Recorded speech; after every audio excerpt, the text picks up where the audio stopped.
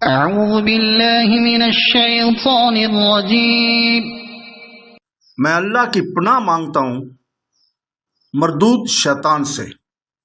بسم اللہ الرحمن الرحیم،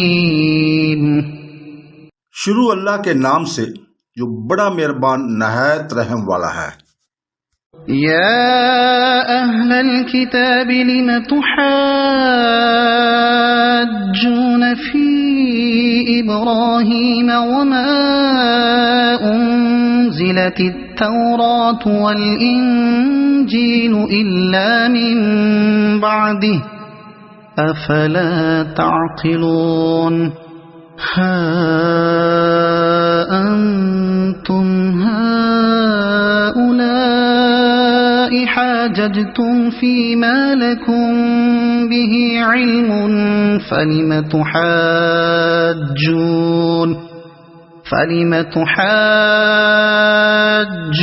فيما ليس لكم به علم والله يعلم وأنتم لا تعلمون۔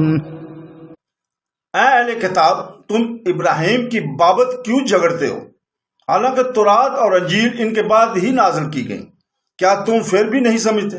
سنو، تم لوگ ان میں جھگڑ چکے جس کا تمہیں علم تھا، پھر اب اس بات میں کیوں جھگڑتے ہو جس کا تمہیں علم ہی نہیں اور اللہ جانتا ہے۔ ان آیات کریمہ 65 اور 66 سورہ آل عمران کی ہم تفسیر کرتے ہیں ابن کثیر سے۔ یہودی حضرت ابراہیم علیہ السلام کو اپنے میں سے اور نصرانی بھی حضرت ابراہیم علیہ السلام کو اپنے میں سے ہی کہتے تھے اور آپس میں اس پر بحث مباحثہ کیا کرتے تھے۔ اللہ تعالیٰ ان آیتوں میں دونوں کے دعوے کی تردید کرتا ہے۔ حضرت ابن عباس رضی اللہ تعالیٰ فرماتے ہیں کہ نجران کے نصرانیوں کے پاس یہودیوں کے علماء آئے اور حضور کے سامنے ان کا جھگڑا شروع ہو گیا۔ ہر فریق اس بات کا مدعی تھا کہ حضرت خلیل اللہ علیہ السلام ہم میں سے تھے۔